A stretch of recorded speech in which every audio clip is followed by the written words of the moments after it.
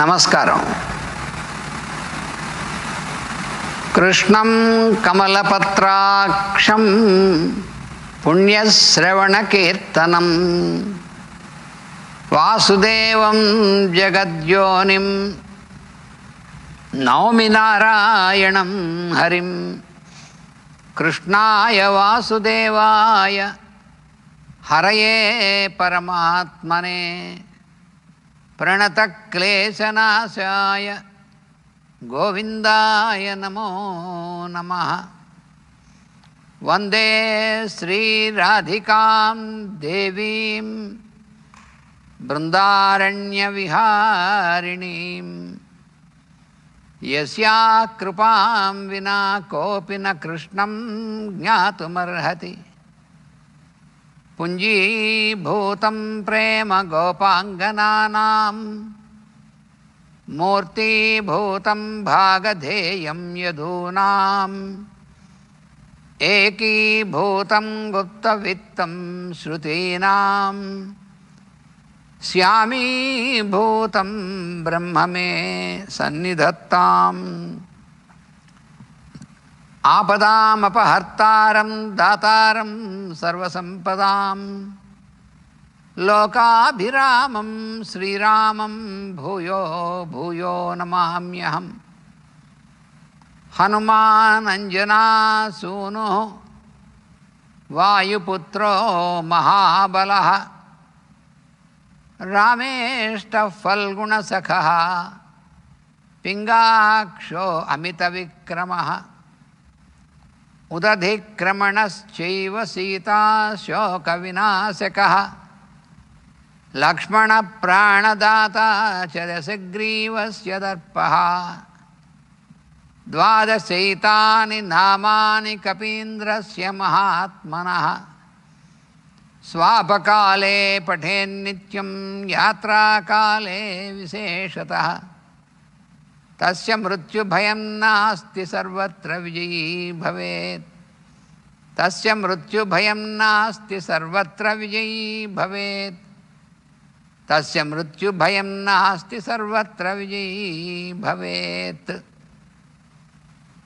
వ్యాసం వసిష్ఠనప్తారం శక్తే పౌత్రమకల్మషం పరాశరాత్మజం వందే శుకతాతం తపోనిధిం. వ్యాసాయ విష్ణురూపాయ వ్యాసరూపాయ విష్ణవే నమో వై బ్రహ్మనిధయే వాసిష్ఠాయ నమో నమః. నారాయణం నమస్కృత్య నరం చైవ నరోత్తమం దేవీం సరస్వతీం వ్యాసం తతో జయముదీరయేత్.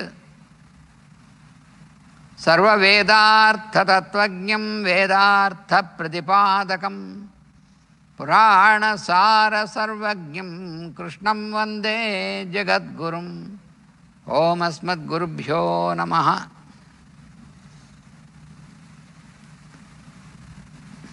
మన విష్ణు సహస్రనామ స్తోత్రంలో మనం 18వ శ్లోకం, అందులో 6వ నామం మధు అనేటువంటిది నిన్న మనం చెప్పుకున్నాం.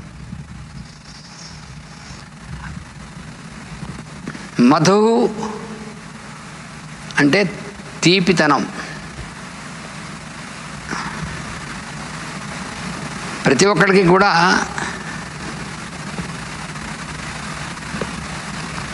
ప్రతి జీవికి కూడా తీపితనం అనేటువంటిది, అంటే ఒక వస్తువు విశేషం తీయగా ఉందా లేదా అనేటువంటిది కాదు, కానీ తీపితనం అనేటువంటిది కోరుకుంటారు.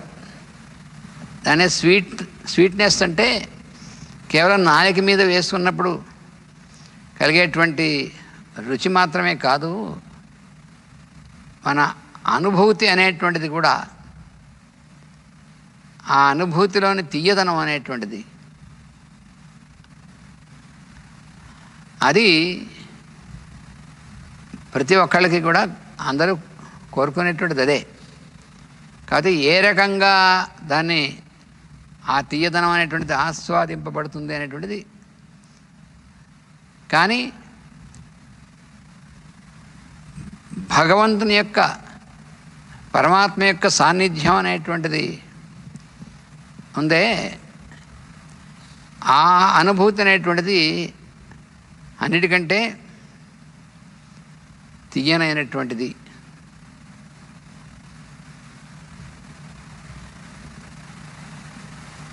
అందుకని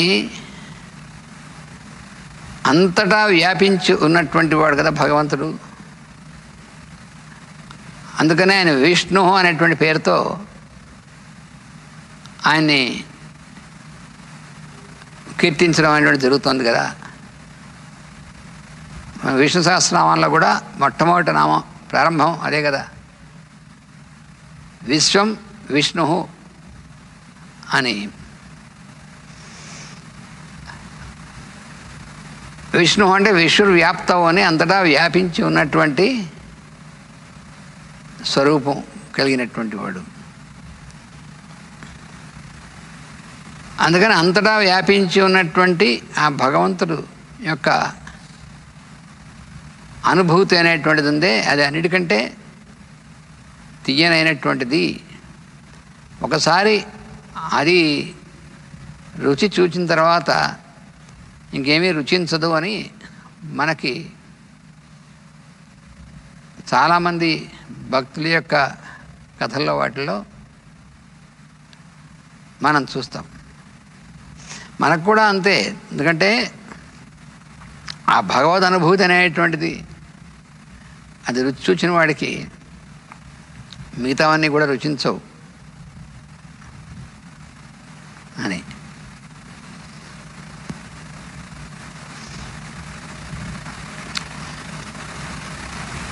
మనకి భగవద్ రామానుజులు వారు ఆయన యొక్క శిష్యులైనటువంటి వారిలో చాలామంది ఉన్నారు శిష్యులు ఆయనకి. అంటే ఇప్పుడు సరే, అప్పుడు ఆయనతో అందులో ధనుర్దాస్ అనేటువంటి ఆయన శిష్యుడిగా ఉండేవాడు. ఆయన చాలా సున్నితమైనటువంటి వాడు, సున్నితమైనటువంటి హృదయం కలిగినటువంటి వాడు అని. ఆయన ఎప్పుడూ ఆయన భార్య యొక్క కళ్ళు, ఆయనకి తన భార్య యొక్క కళ్ళు అనేటువంటివి సృష్టిలో అన్నిటికంటే కూడా చాలా అందమైనటువంటివి. అవి చూడడం అనేటువంటి దాంట్లో ఆయనకి చాలా దివ్యానుభూతి. అంటే కేవలం అదంతా కూడా భౌతికమైనటువంటి కామసంబంధమైనటువంటిది అనుకోకూడదు. అంటే అది ఆ కళ్ళు లాంటివి ఎక్కడా తనకి కనిపించలేదు కాబట్టి నిత్యము జాగ్రత్తగా ఆ కళ్ళు చూస్తూ ఉండడం అనేటువంటిది. అది ఆవిడ ఎక్కడికి వెళ్తే అక్కడ ఆ కన్మించి జాగ్రత్తగా ఒక గొడుగు పట్టినట్టుగా ఉండేవట. సరే, మరి రామానుజుల వారు ఆయన ఎవరిని చూసినా వారిలో ఉన్నటువంటి స్వరూపం ఆయన తెలుస్తుంది కదా. అందుకని ఓ రోజున, నాయనా నువ్వు నీ భార్య యొక్క కన్నులు చాలా సుందరమైనటువంటివి అని చేస్తున్నావు కదా, మంచిదే.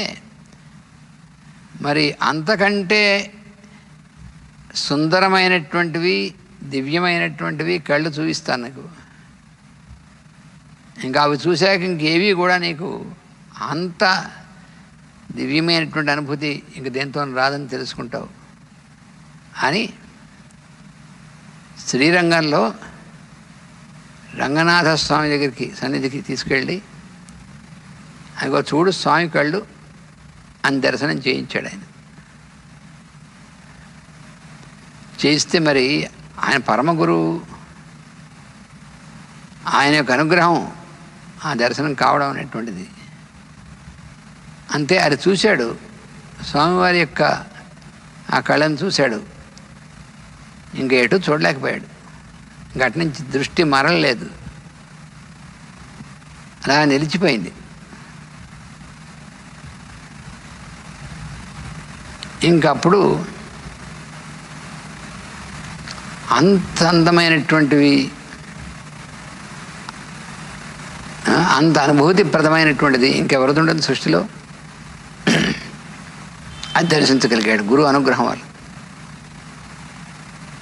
ఇంకటి పైన ఏ వ్యామోహం లేదు, అంతా మొత్తం తెలియదు లేదు. అంటే ఎక్కడ చూసినా ఇంక అవే కనబడతాయి అన్నమాట.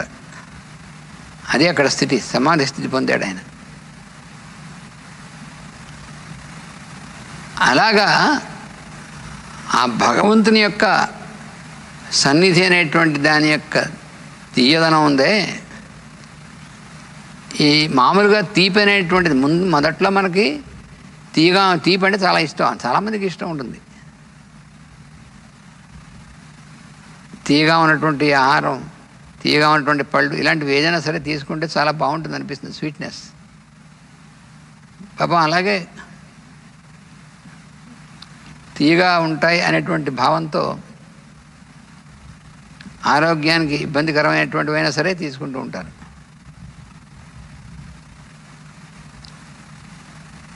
కానీ భౌతికమైనటువంటి వస్తువుల వల్ల కలిగేటువంటి ఆ తీపిదనమైనటువంటి రుచి కంటే భగవంతుని యొక్క సాన్నిధ్యం అనేటువంటి దానిలో ఉన్నటువంటి తీపిదనం అనేటువంటిది, అది రుచి మరిగినటువంటి వాడు ఇంకా మరి దేనికి వెళ్ళడు.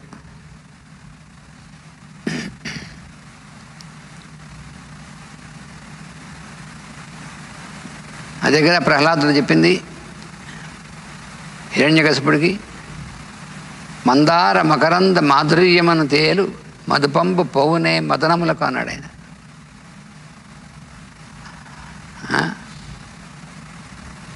అలా చెప్పుకుంటూ వచ్చి చివరికి ఏం చెప్పాడు, అంబుజోదర దివ్య పాదారవింద చింతనామృత పాన విశేష మత్త చిత్తము ఏ రీతి నితరంబు చేరనేర్చు అన్నాడు. అందుకని భగవద్ అనుభూతి అనేటువంటిది, దాని యొక్క రుచి, దాన్ని మించినటువంటి తీపిదనం ఇంకా దేనికి ఉండదు. అది భగవంతుని యొక్క సాన్నిధ్యం అనేటువంటిది. కాబట్టి మధు అనేటువంటిది భగవంతుని నామంగా ఇక్కడ ఎందుకు చెప్పారంటే, అంత మాధుర్యము, అంత తీపిదనము, అంత అనుభూతి అనేటువంటిది ఇంకా దేంట్లోనూ ఉండదు, అన్నిటికీ సారభూతమైనటువంటిది కదా. అందుకని ఆయన పేరే మధు అని చెప్పడం జరిగింది.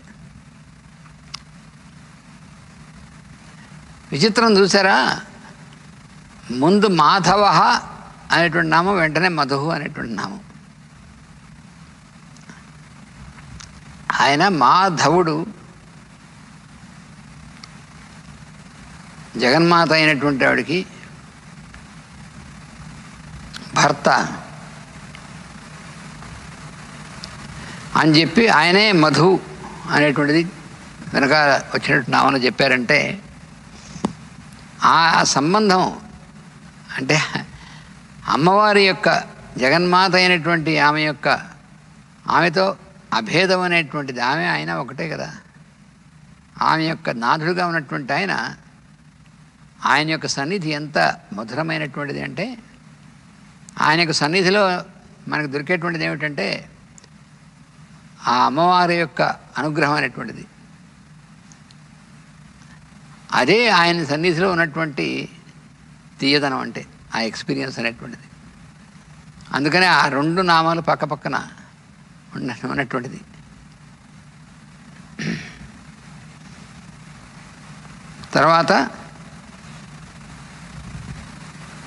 తర్వాత నామంలో ప్రవేశిస్తున్నాం, 7వ నామంలోకి ప్రవేశిస్తున్నాం. ఇదేమిటంటే అతీంద్రియ అనేటువంటి నామం.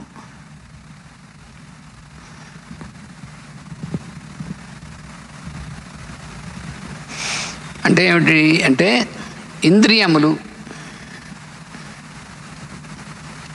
మనలో భౌతికమైనటువంటి ఇంద్రియములు, కర్మేంద్రియములు 5, తర్వాత జ్ఞానేంద్రియములు 5 ఉన్నాయి కదా. ఈయన అతీంద్రియ అంటే ఇంద్రియముల కంటే, ఇంద్రియములను అనేటువంటి వాటిని అతిక్రమించినటువంటి వాడు, అంటే దాటినటువంటి వాడు. అంటే అర్థం ఏంటి? వాటికంటే కూడా ఉత్తమమైనటువంటి, వాటికంటే హయ్యర్ అంటారన్నమాట.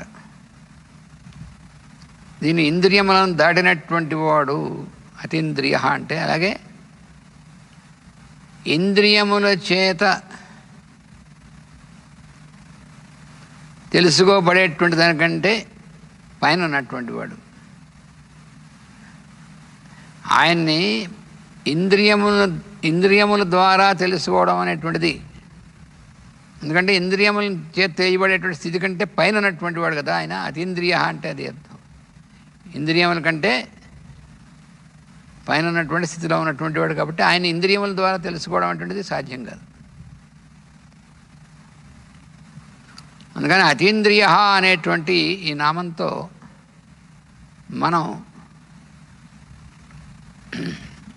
ఆయన్ని కీర్తిస్తున్నాం. అంటే మరి ఇంద్రియములలో ఆయన లేడా? మరి అంతటా కూడా నిండి ఉన్నటువంటి వాడు అంతర్యామి అంటే అంతా అన్నిటిలోనూ ఉన్నటువంటి వాడు, అంతటా నిండి ఉన్నటువంటి వాడు. విష్ణువు అంటే సర్వం వ్యాపించినటువంటి వాడు. మరి సర్వం అంతా వ్యాపించినటువంటి వాడు మరి ఇంద్రియములో లేడా అంటే, ఇంద్రియములు అనేటువంటివి ఆ భగవంతుడి యొక్క వ్యక్త స్వరూపంలే. కానీ ఎలాగా? ప్రకృతి అనేటువంటి దాని ద్వారా. ప్రకృతి, అందుకని ఆయన ఏం చెప్పాడంటే, ప్రకృతిం స్వాం అధిష్ఠాయ, నాది అయినటువంటి ప్రకృతిని అధిష్ఠించి సంభవామి ఆత్మమాయయా అన్నాడు.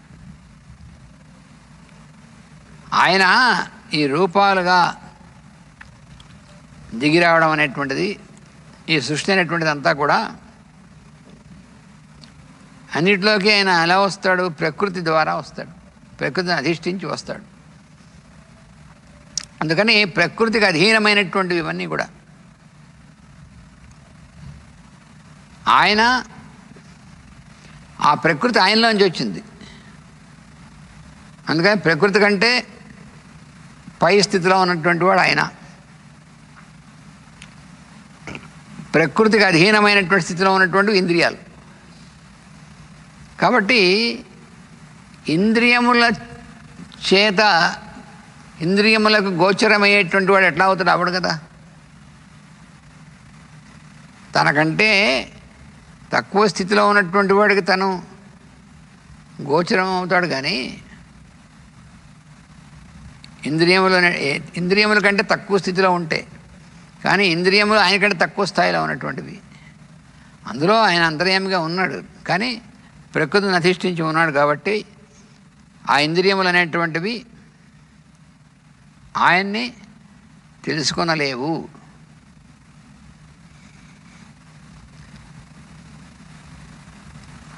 అందుకని భగవంతుని దర్శించడం అనేటువంటి, భగవంతుని దర్శించగలగడం అనేటువంటిది ఉందే,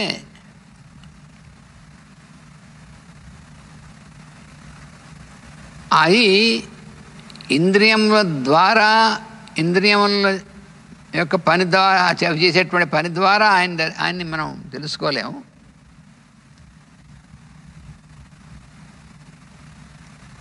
కానీ ఇంద్రియములకి, ఈ ఇంద్రియములు అనేటువంటివి మనకి ఎలా పనిచేస్తాయి అంటే, వాటి ద్వారాయే కదా మనం అంతా ప్రపంచాన్ని చూసేటువంటిది. చూసేటువంటి ఇంద్రియం ద్వారా, చూపు ద్వారా, వినేటువంటి దాని ద్వారా, ఈ పంచేంద్రియ ప్రవృత్తుల ద్వారా, ఇంద్రియముల ద్వారానేగా మనం బాహ్య ప్రపంచం అనేటువంటి దాంతో మన సంబంధం అనేటువంటిది. కాబట్టి ఈ కనబడుతున్నటువంటిది ఇంద్రియ గోచరముగా కనబడుతున్నటువంటిది అంతా కూడా ఏదైతే ఉందో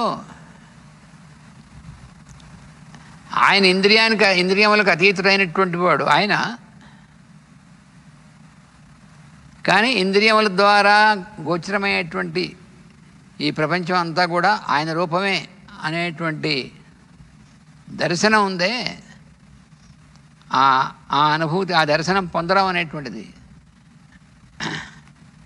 దానికి అంటే ఇంద్రియములని ద్వారా గోచరం అయ్యేటువంటి దానికి ఏ ఇంద్రియములు అయితే ఆయన చూడలేవో ఇంద్రియములు ఆయన చూడలేవు. మనం మన ఇంద్రియాలను ఉపయోగించి ఆయన చూడలేము. కానీ ఆయన యొక్క అంతర్యామిత్వం అనేటువంటి దాన్ని మనం చూసేటువంటి ప్రయత్నం అనేటువంటిది ప్రారంభించేందుకోసం ఇంద్రియములు ఉపయోగపడతాయి. అంటే ఇంద్రియములు అనేటువంటివి పనికిరానటువంటివి కావు. పనికిరానటువంటివి అయితే భగవంతుడు ఎందుకు మనకి సృష్టించడు కదా, అవసరమైనటువంటివే. భగవంతుడి సృష్టిలో పనికిరానిది, అవసరం లేనిది, అనవసరమైనటువంటి దాన్ని భగవంతుడు సృష్టించడు కదా. అందుకని ఇంద్రియములు అనేటువంటివి అవసరమైనటువంటివే. కానీ వాటి ద్వారా వాటికి పరుడైనటువంటి ఆయన్ని దర్శించేటువంటి సాధన అనేటువంటి దానికోసం ఉపయోగించాలి.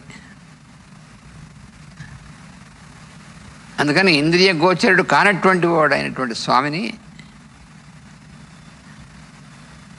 స్వామి యొక్క అనుభూతి పొందడం కోసం మనం వీటిని ఉపయోగిస్తాం. అది సాధన అనేటువంటిది. అందుకని ఆయన్ని అతీంద్రియ అనేటువంటి పేరుతో ఆయన కీర్తించడం జరిగింది. అతీంద్రియ అనేటువంటి పేరు, ఆ నామంతో ఆయన్ని ధ్యానం చేయడం అనేటువంటిది, ఆయన కీర్తించడం అనేటువంటిది చేస్తే అప్పుడు మనం ఇంద్రియములు అనేటువంటి వాటి యొక్క పరిధిని దాటగలుగుతాం. ఎందుకంటే ఆయన్ని దర్శించాలంటే వీటి ద్వారా దర్శించలేం కదా. అదే విశ్వరూప సందర్శన యోగంలో కూడా అర్జునుడితో ఆయన చెప్పింది, నీ కళ్ళతో, భౌతికమైన కళ్ళతో నువ్వు ఎక్కడ చూస్తావు నాయన, నన్ను విశ్వరూపం చూపించమన్నావు, అది నువ్వు ఎలా చూడలేవు. విశ్వం అంతా నా రూపం అనేటువంటి చూడాలంటే అలా కుదరదు. ఎందుకని దివ్యమైనటువంటి దృష్టిని ఇస్తున్నా అన్నాడు. దివ్యం దదామి తే చక్షు అన్నాడు.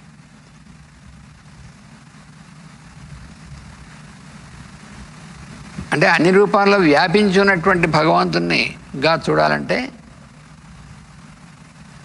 ఈ దృష్టి సరిపోదు.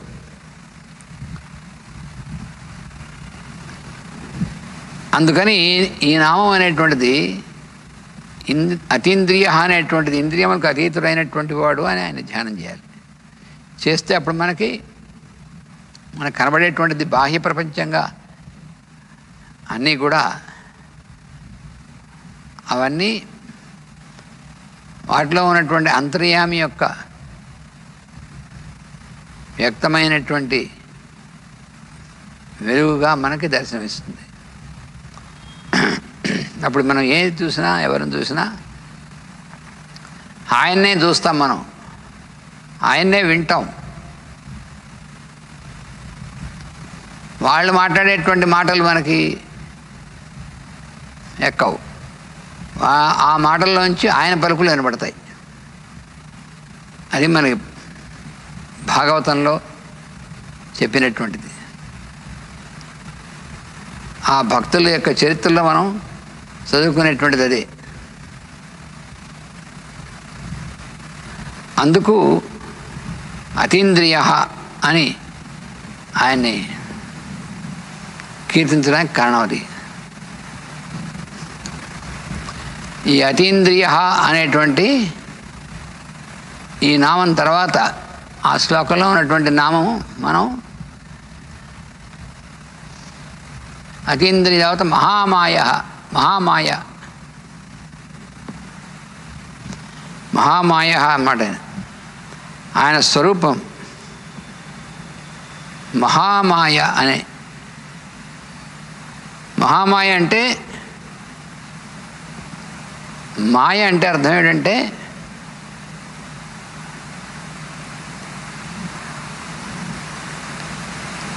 ఉన్నది లేనట్టుగా, లేనిది ఉన్నట్టుగా కనిపించడం ఉంటారు చూసారా, అది మాయ అంటే.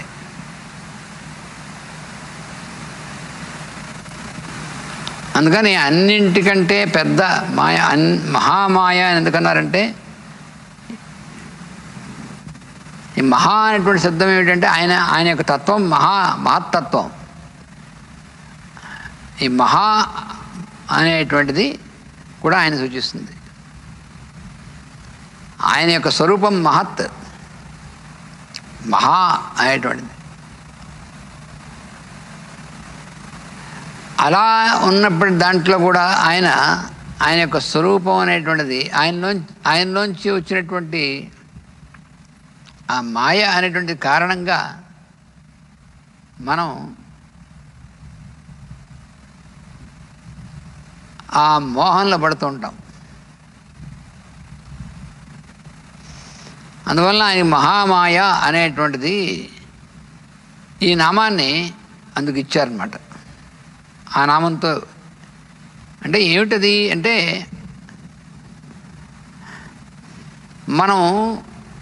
మనకు తెలిసినటువంటి ఉదాహరణ ఎప్పుడు చెప్పుకోవాలి, ఇది అర్థం కావాలంటే. అంటే అంతా ఆయనతోనే చేయబడింది. చరాచర జగత్ అంతా కూడా ఆయనతో చేయబడింది. ఇవన్నీ కూడా నాయందే కూర్పు చేయబడ్డాయని చెప్పాడు భగవద్గీతలో. మయి సర్వమిదం ప్రోతం సూత్రే మణిగణ ఇవా అని.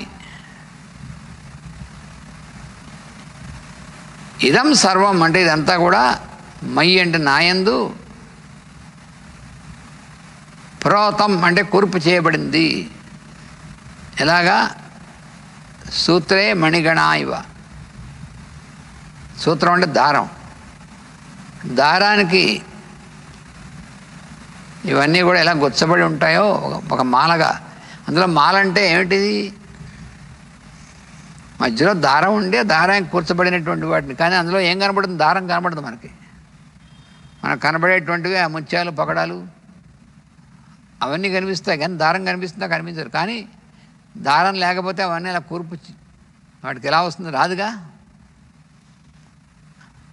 అలాగే ఈ కనిపించేటువంటి జగత్తంతా కూడా నాయందే కూర్పు చేయబడింది.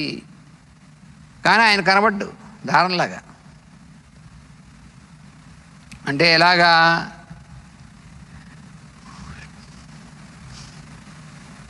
మనం ఇప్పుడు నేను చొక్కా తొడుక్కున్నాను అంటాను. మనం ఏం చేసాం? ఒక బట్టల షాప్లోకి వెళ్ళి మనకు చాలా ఇష్టమైనటువంటిది, నజరుగా ఉన్నటువంటిది,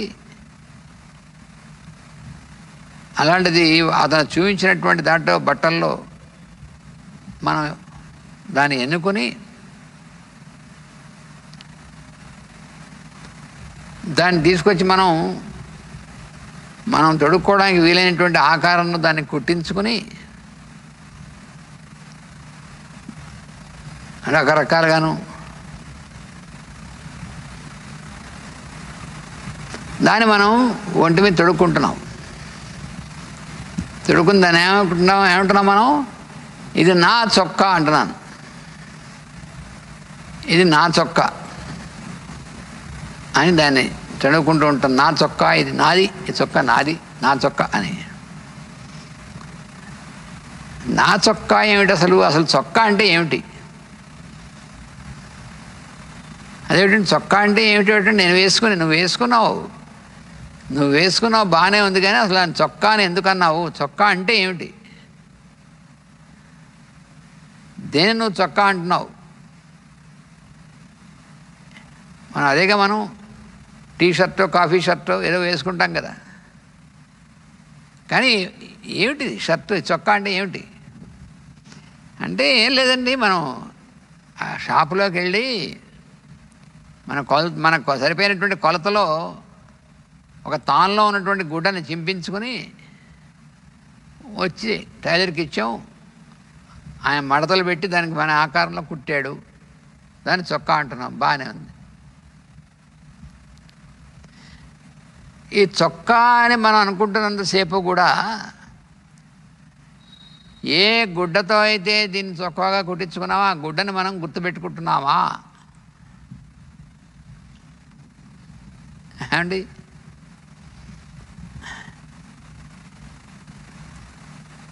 ఏమయ్యా ఈ గుడ్డ తొడుక్కున్నావిటంటారా, ఈ చొక్కా తొడుక్కున్నావిటంటారా?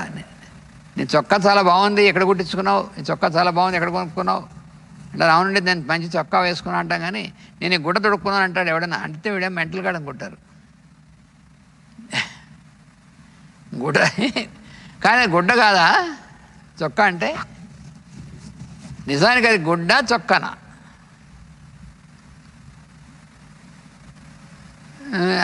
గుడ్డేనండి. మరి గుడ్డ కాదంటే ఎలా అవుతుంది? ఒప్పుకోరుగా.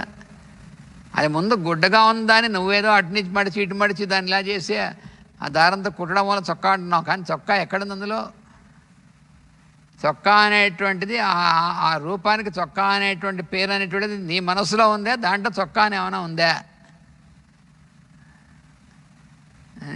ఎప్పుడు ఆలోచించలేదండి. ఉంటే చెప్పండి. ఇది చొక్కా అని కానీ ఇది ప్యాంట్ అని కానీ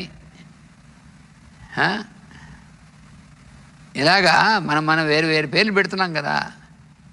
ఇదంతా కూడా క్లాత్ అంటే గొడ్డేనా లేకపోతే ఇవన్నీ వేరేగా పుట్టుకొచ్చాయా ఏమన్నా?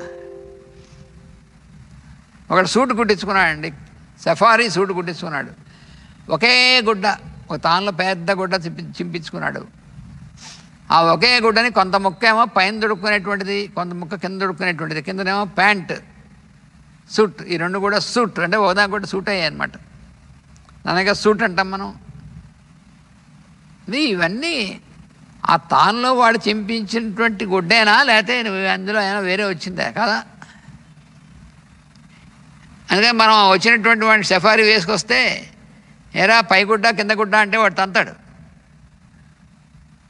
నేను అంత అందంగా సఫారీ కుట్టించుకుని తొడుక్కుని వస్తే ఏమిట్రా నువ్వు పై గుడ్డ కింద గుడ్డ అంటావు? కానీ నిజం అదేనే కాదా? గుడ్డే కదా నువ్వు వేసుకుంది. పైగా ఆ తాన్లో ఉన్నటువంటి గుడ్డే, తాన్లో ఇంకా బోళ్ళంత గుడ్డ ఉంది. అది నీకు ఎంత కావాలో కొలతలు వేయించుకున్నావు, నేను ముక్క చింపించుకున్నావు వచ్చావు. గుడ్డేనా కాదా? గుడ్డే కదా. మరి ఇంకెందుకు దాన్ని ఊరికి నేను? కానీ గుడ్డ అంటున్నావా నువ్వు? అంటలేదు. నువ్వు అనవు, ఇంకోళ్ళు ఎవరన్నా గుడ్డ అంటే కూడా కోపం వస్తుంది నీకు. అతను బుద్ధి లేదా? నేను సఫారీ అంటారు, గుడ్డ అంటావేమిటి అన్న. మరి అలాగే సరే బాగుంది. ఆ గుడ్డ తానులోంచి కోసిచ్చాడు కదా ముక్క, ఆ తానుకి చుట్టింది, దాన్ని తాను అంటున్నావు. తాను ఏమిటి అసలు? తాను నేను అని అదంతా మొత్తం గుడ్డే. దాని అంతటినీ ఒక దానికి చుట్టాడు, చుట్టేసి తాను అంటున్నాడు. నేను తాను అన్నట్టుగా బాగుంది. మరి దాన్ని ఇప్పుడు గుడ్డ అంటున్నాం.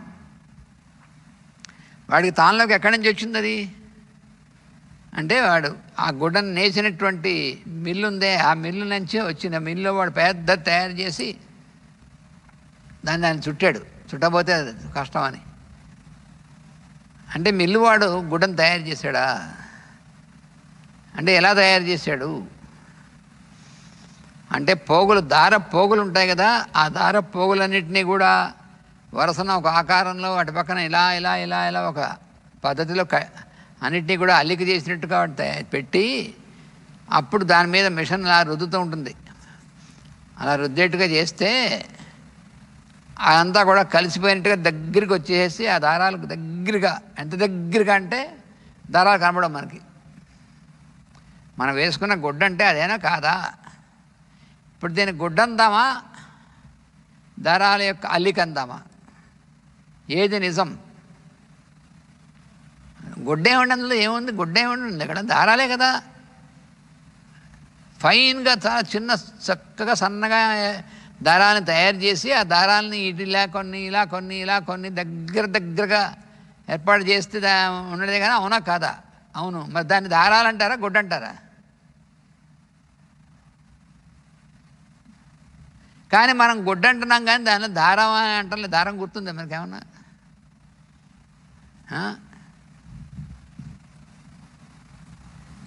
చూడండి, అసలు స్వరూపం దారం. అది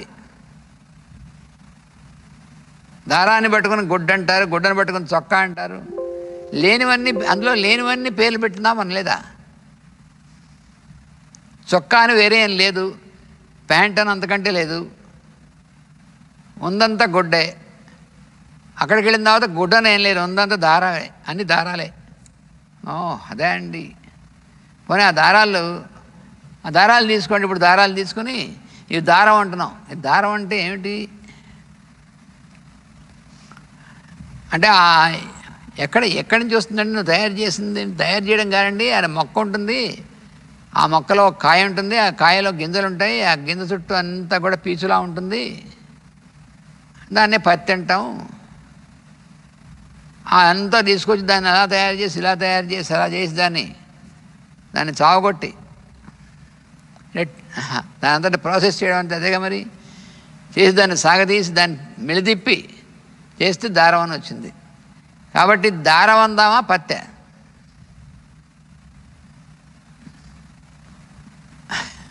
దారం ఎక్కడుంది? పత్తేగా. కానీ మనం దాన్ని దారం అని అంటున్నాం కానీ పత్తి అని కనబడుతున్నాం అని, కానీ పత్తి కనబడదు. ఇప్పుడు చూడండి ఎన్ని అసలు అన్నీ అందులో అసత్యమైనవే. దారము అసత్యమైన, పత్తేది. దాని నుంచి గుడ్డ అంతకంటే అసత్యం. అలాగే చొక్కాను అవి కోటు అంటాం, అంతకంటే అసత్యం. కానీ అసత్యమైనటువంటి వాటినే మనం వాటిని చూస్తున్నాం. కానీ అందులో ఉన్నటువంటిది ఇందులో ఏదైనా మనకు గుర్తుంటుందండి? నేను దారం తొడుక్కున్నా అంటాడు ఎవడైనా?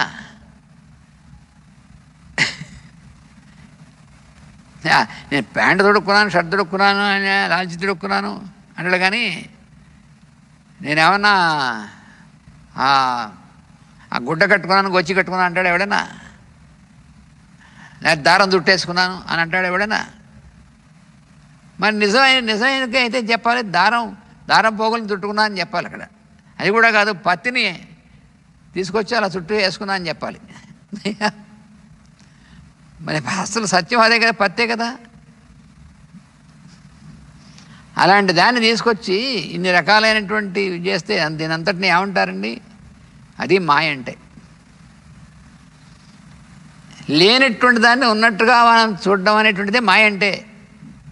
ఉన్నదాన్నేమో చూడము అంటే ఏమిటి? మొత్తం అంతా ఇప్పుడు ఆ పత్తిగా ఉన్నటువంటి దాన్ని ఇంకా లోపలికి వెళ్ళి ఇంకా లోపలికి వెళ్ళి ఇంకా లోపలికి వెళ్ళి ఇంకా లోపలికి వెళ్ళి ఇంకా లోపలికి వెళ్తే చివరికి ఎక్కడికి వెళ్తుంది? ఆ నేను తాను అనేటువంటి ఆయన ఉన్నాడే ఆయన దగ్గరికే వెళ్తుంది. ఎక్కడికి వెళ్ళినా, ఏ రూట్ వెళ్ళినా. అందుకంట నాణ్య పంథ అయనాయ విద్యతే, దీనికి ఇంకొక మార్గమే లేదన్నాడు. ఆయన ఎక్కడ చేరాల్సిందే, ఎలా వెళ్ళినా అక్కడికి చేరాల్సిందే. అందుకని నువ్వు ఎటు నుంచైనా వెళ్ళి లోపలికి అక్కడికే చేరుతావు. అలా ఆయనే ఉంటాడు లోపల. చూసారా? అసలు ఆయన అదే. కానీ ఆయన కనబడకుండా ఆయనలో ఇవి ఇవి ఇవి ఇవి అన్నీ కనబడుతున్నాయి. మరి ఇదే మాయ అంటే అన్నారు. అసలు ఉన్నాయనేమో కనబడటలేదు, లేనివన్నీ కనబడుతున్నాయి ఉన్నట్లుగాను, అదే మాయ అంటేను.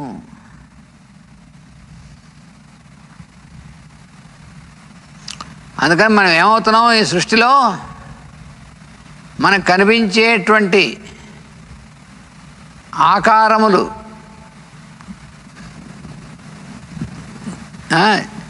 జీవుల యొక్క ఆకారములు, వస్తువు యొక్క ఆకారములు, ఇవన్నీ మనం చూస్తూ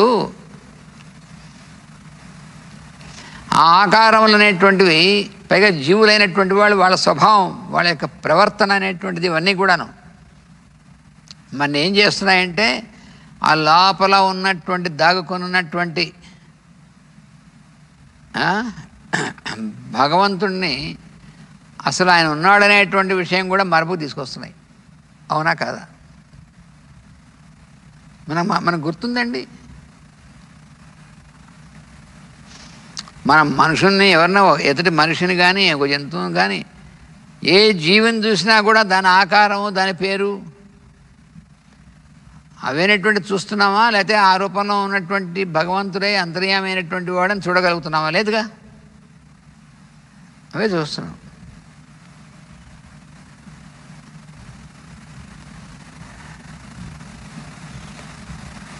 అందుకని మనం ఏం చేస్తున్నాం, ఆ వస్తువుతోనో ఆ వ్యక్తితోనో మనకు ఉన్నటువంటి సంబంధం ఏదైతే ఉందో ఆ సంబంధం అనేటువంటి దాన్ని మాత్రమే మనం చూసి దాన్ని మనం ఎలా ఉపయోగించుకోవడం అనేటువంటి దాన్ని మనం చూస్తున్నాం. కానీ దాని యొక్క అసలు స్వరూపం ఏమిటి, ఆ రూపంలో ఉన్నటువంటిది అంతర్యమైనటువంటి భగవంతుడు అనేటువంటిది మనం ఎక్కడైనా చూడడం జరిగిందా?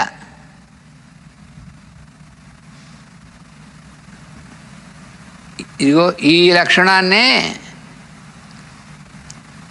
ఈ రకమైనటువంటి లక్షణాన్నే మహామాయ అంటారు. అది మహామాయ అంటే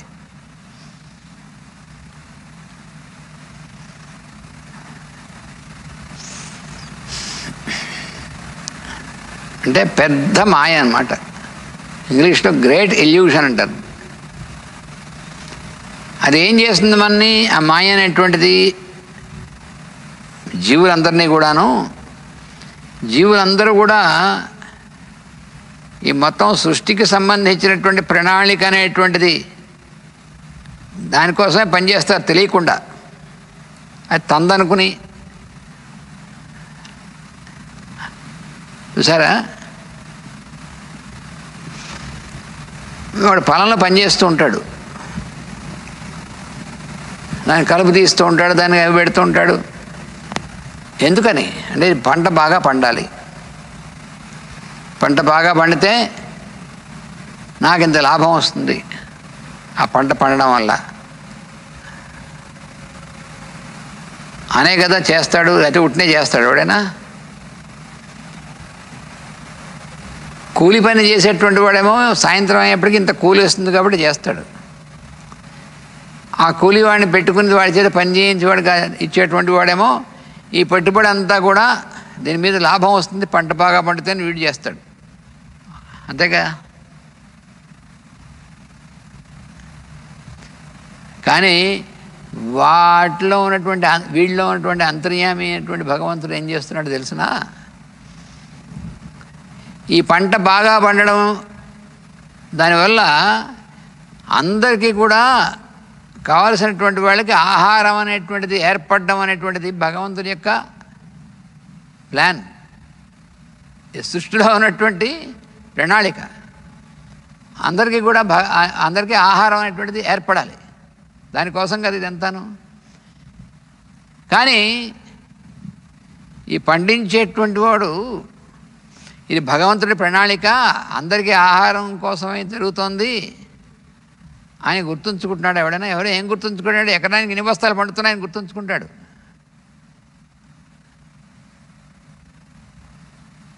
ఎవరైతే ఆ పొలానికి ఓనర్ అంటారు చూసారా, ఆసామి, వాడు ఎంతసేపటికి ఏం చేస్తాడు? నా పొలంలో ఎకరానికి ఎన్ని బస్తాలు పండాయని వాడు చూసుకుంటాడు. ఆ కూలివాడు రోజుకి ఎంత కూలి వచ్చిందని వాడు చూసుకుంటాడు. ఈ బస్తాలు కొనుక్కెళ్ళినటువంటి వాడు, దళారైనటువంటి వాడు, ఇది ఇక్కడ కొనుక్కొని అక్కడ అమ్మితే ఎంత లాభం వస్తుందని వాడు చూసుకుంటాడు. వీళ్ళెవరూ కూడా ఇందులో ఉన్నటువంటిది ఆహార పదార్థం, ఈ ఆహార పదార్థం అందరికీ అందించడం కోసం మనందరం ఇలా పనిచేస్తున్నామని ఎవరైనా గుర్తుపెట్టుకుంటాడా? ఎవడో ఒకటి తప్ప ఎవరైనా గుర్తుపెట్టుకుంటాడండి? అందుకని వీళ్ళందరినీ కూడా ఇది వాళ్ళకి లాభదాయకమైనటువంటిది, తమకు సంబంధించినటువంటి పని అనిపించడం వల్ల చేస్తున్నారు. కానీ ఇదంతా భగవంతుడి ప్రణాళిక అంటే ఎవడు చేయడు. భగవంతుడి ప్రణాళిక నాకేం వస్తుంది అందుకే ఎవడు చేయడు. అందుకని తనదే అనుకుంటాడు. అలాగ వాళ్ళందరి చేత కూడా తనదే అనిపించడం ఉందే, అది మాయ అంటే. అసలు భగవంతుడి యొక్క మాయ ఎలా ఉందని చూసారా? ఇదంతా కూడా ఇందులో ప్రతి ఒక్కడు ఇది నా లాభం కోసమే, నా కోసమే అనేటువంటిది అనిపించడం వల్ల చచ్చినట్టు చేస్తాడు వాడు.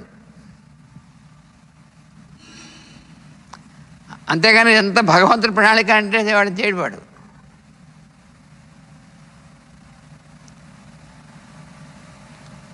ఇది ఎప్పుడు అలాగే ఉంటుంది.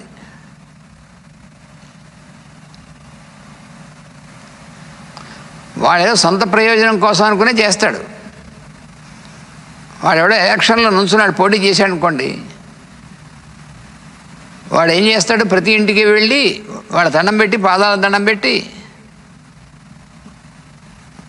వాళ్ళందరికీ నీకు డబ్బులు ఇస్తామో, డబ్బులు ఇచ్చో, ఏదో అది ఇచ్చో, లేకపోతే వాడికి బట్టలు ఇచ్చో, చీరలు పెట్టో, ఏదో ఒకటి చేసి అవన్నీ కూడాను వాళ్ళకి మీరు నాకు ఓటేయండి అని అడుగుతాడు. వీడికి ఓటు వాడు వేసాడా, వీడు గెలిచాడా, ఇవన్నీ భగవంతుడికి అనవసరం. వాడు ఏదో ప్రయోజనం వల్ల వాళ్ళందరికీ కూడా బట్టలు ఏదో ఒకటి పెడుతున్నాడు కదా, అది కావాల్సిందే భగవంతుడికి. ఇదంతా కూడా నా ప్రయోజనం కోసం అనిపిస్తుంది, అందుకనే పని చేస్తాడు. లేకపోతే పని చేయడు ఎవడును. ఎందుకు చేస్తాడు? ప్రతి ఉద్యోగంలోనూ ఉద్యోగం చేసేటువంటి వాడు ఎక్కువ 100కి 90 పైన, 95 పైన, ఇంకా ఎక్కువే. ఎందుకు వాడు అంత బాగా కష్టపడి ఆ పని ఎలానే పూర్తి చేయాలని చేస్తున్నాడంటే 1వ తారీఖు వచ్చేటువంటి జీతం కోసం.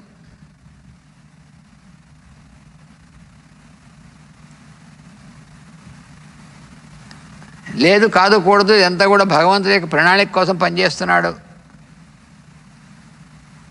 సరే ఆ పని చేయి, సరే జీతం రాకపోయినప్పుడు కూడా బాధపడకు అంటే ఎలా కుదురుతుంది? అదేమిటండి జీతం రాకపోతే నేను ఎలా పోషించుకుంటాను? నిజమే.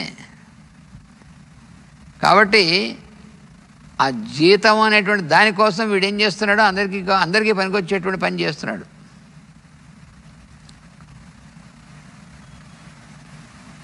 ఇలాగా ఎవరైనా సరే వాడి సొంతం కోసం అనుకుని చేస్తున్నాడు కాబట్టి అన్ని వ్యవహారాలు జరుగుతున్నాయి. కానీ నిజానికి అలా అనిపించేట్టుగా చేస్తాడు భగవంతుడు లోపలుండి. అది ఆయన చేసేటువంటి మాయ. అందుకని ఇదంతా నాటకం ఆడించేటువంటి వాడు ఎవడు? ఆడేటువంటి వాడును ఆ భగవంతుడే. ఎంత ఆయన యొక్క లీలా విశేషం.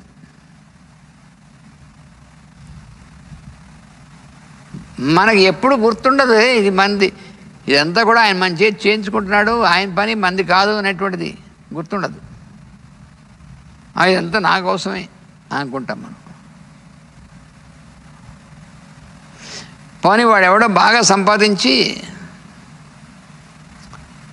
బాగా బంగారం, వజ్రాలు, వైడూర్యాలు ఇవన్నీ సంపాదించాడు.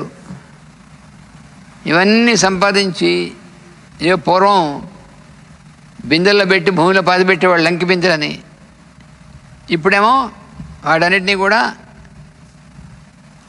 బ్యాంకుల్లోనే ఎక్కడో లాకర్లోనే ఎక్కడో పెట్టడం అనేటువంటి చేస్తారు. మొత్తానికి ఇవన్నీ సంపాదించి వీడు ఏమనుకుంటాడు? ఇవన్నీ నా కోసం సంపాదించుకున్నా అనుకుంటాడు. వాడి కోసం సంపాదించుకోవడం ఏంటి? వాడు ఆ తర్వాత వాడు ఎప్పుడో గుడ్డుకు మన అనుకోండి, ఇవన్నీ వాడితో వెళ్తాయా? ఎక్కడికి వెళ్ళవు. శరీరం వదిలేసి చెడిపోతే వెళ్తాయండి, ఇవన్నీ వెళ్ళవు. అప్పుడు ఇవన్నీ కూడా ఎవరెవరికి ఉపయోగపడతాయి? వాడి తర్వాత వాడు కొడుక్కో, లేకపోతే ఎవడు తీసుకుంటే వాడికి, మొత్తానికి ఎవరికైనా ఇలా నువ్వు ఏవి చేసినా సరే అదే కనుక ఎవడైనా పిలిచి, నాయన నువ్వు లోకహితార్థం అందరికీ మంచి కలగడం కోసం నువ్వు కష్టపడి పని చేయండి, వాళ్ళందరికీ మంచి కలగడం కోసం నేను చేస్తాను, నాకేం ఎవడు చేయడు.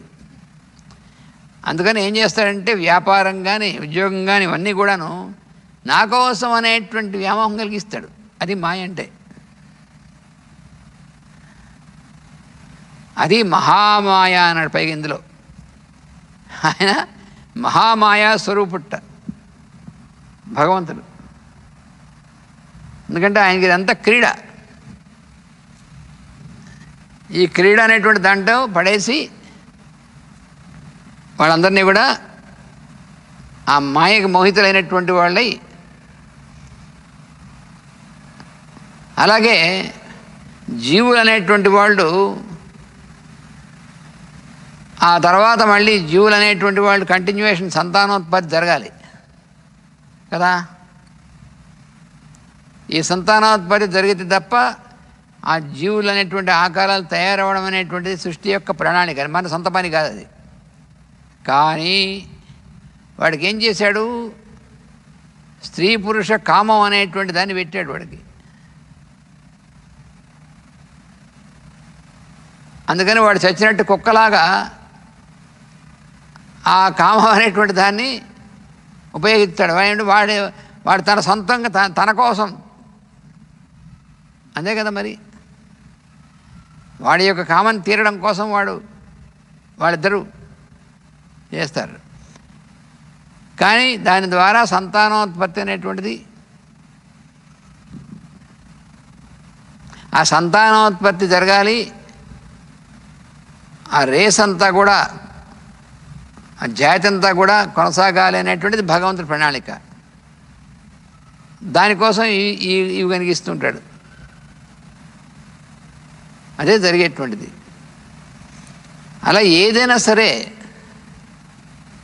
ఏ పనైనా సరే ఆ పని వాడి సొంత ప్రయోజనం కోసం అనేటువంటి మాయ కలుగుతుంది వాడికి. ఆ మాయలో పడతాడు, వాడి కొట్టుకుంటూ ఉంటాడు, చేస్తూ ఉంటాడు, అని చచ్చినట్టు చేస్తూ ఉంటాడు. వాడికి ఇష్టం ఉన్నా లేకపోయినా, కష్టమైనా చేస్తాడు.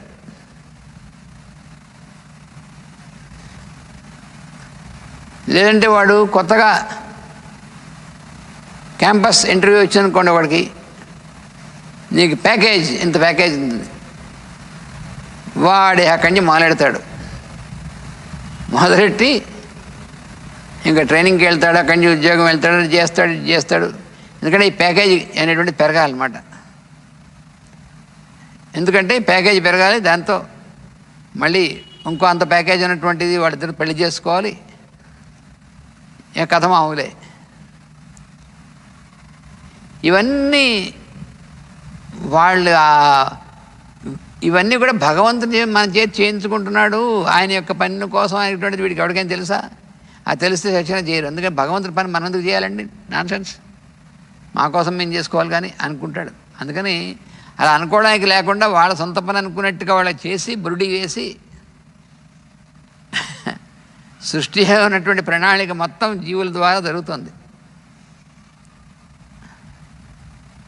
ప్రతివాడికి వాడికి ఇష్టమైనటువంటిది ఏదో ఒకటి చేస్తాడు. అలాగా ఆ మాయ అనేటువంటి స్వరూపంగా పనిచేస్తాడు భగవంతుడు. అందుకని మహామాయ అని ఆయన పేరు.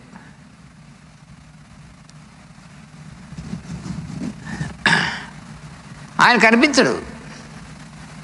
ఎలాగైతే ఆ పత్తి కనిపించదో,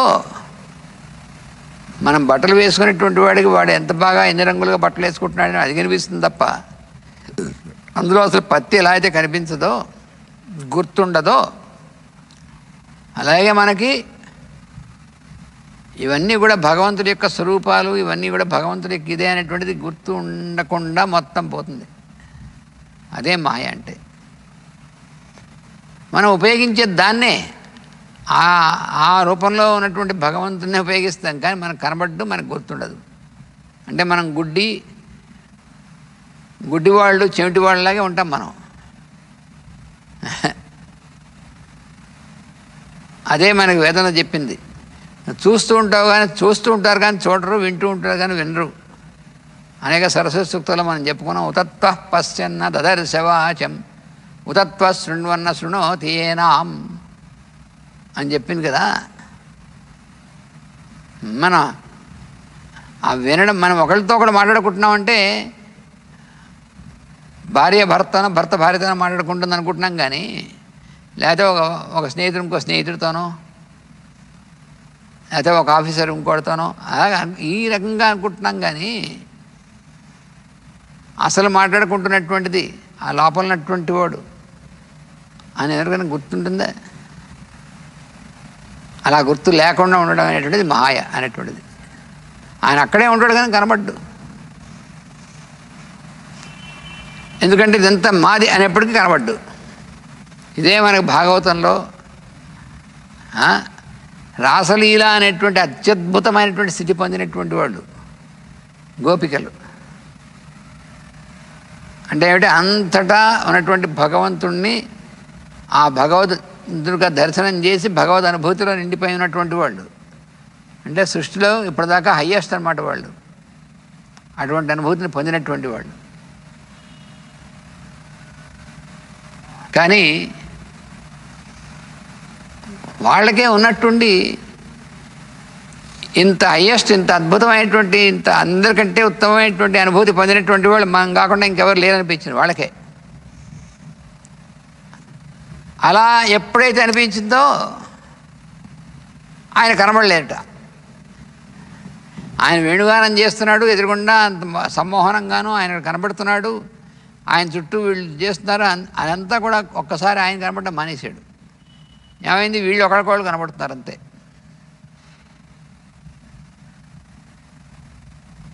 ఎందుకని ఈ భావం మనసులోకి వచ్చింది.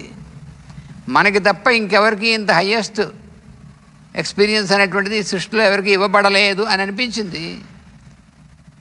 అలా అనిపించడాన్ని ఏమన్నారంటే సౌభాగ మతం అన్నారు. వేదవ్యాసుల వారు సౌభాగ మతము అని చెప్పాడు ఆయన. అంటే మనకంటే హయ్యెస్ట్ ఇంతకంటే హయ్యెస్ట్ ఎవరు ఈ ఎక్స్పీరియన్స్ భగవంతుడు మనకి ఇచ్చినటువంటి హయ్యెస్ట్ ఇంకెవరికి ఇవ్వలేదని. గురువు గారు మాకు తప్ప ఇంకెవరికి చెప్పలేదు ఈ విషయం అని చెప్తుంటారు చూసారా. మాస్టర్ గారు ఈ రహస్యం అనేటువంటిది నాకే చెప్పారు, ఇంకెవరికి చెప్పలేదని ప్రతివాడు అనుకుంటుంటాడు పిచ్చివాళ్ళు. కొన్ని విశిష్టమైనటువంటి కారణాల చేత మా గురువు గారు నన్ను ఎంచుకున్నారు, నాకు మాత్రమే చెప్పారు అని ఎవడికో డబ్బా కొట్టుకుంటుంటాడు. అదే మాయ అంటే.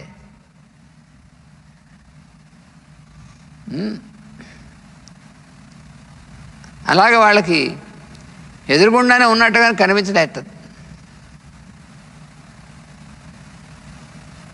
ప్రశమాయ ప్రశాంతాయ తత్రైవ అంతరధీయత అని రాశారు భాగవతంలో, రాసలీల ఘట్టంలో. వాళ్ళకి కలిగినటువంటి ఈ భావాలన్నీ కూడా ప్రశమాయ శమించడం కోసం, వాళ్ళ ప్రశాంతత అనేటువంటిది కలగడం కోసం తత్రైవ అక్కడే ఉండి అంతరధీయత లోపలగా ఉన్నాడు కానీ బయటికి వ్యక్తంగా కనిపించలే. వాడికి లోపల ఉన్నాడు, ఎక్కడికి వెళ్తాడు లోపలే ఉంటాడు, ఉన్నాడు అక్కడే ఉన్నాడు అనేటువంటిది మరపు వచ్చింది వాళ్ళకి. అప్పుడు మళ్ళీ ఆ దివ్యానుభూతి నుంచి బయటికి మన మామూలు ఫిజికల్ ప్లేన్లోకి వస్తే ఎంత ఘోరంగా ఉంటుంది మనకి.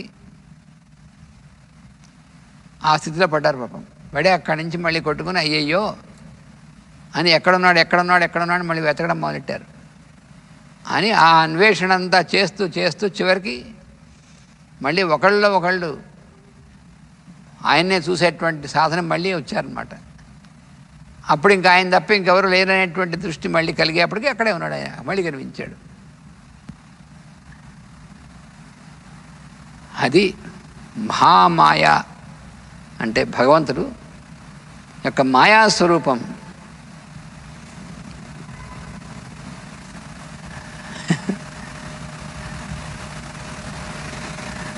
అది నిరంతరము ఆయన యొక్క స్మరణ అనేటువంటిది ఉన్నప్పుడు మాత్రమే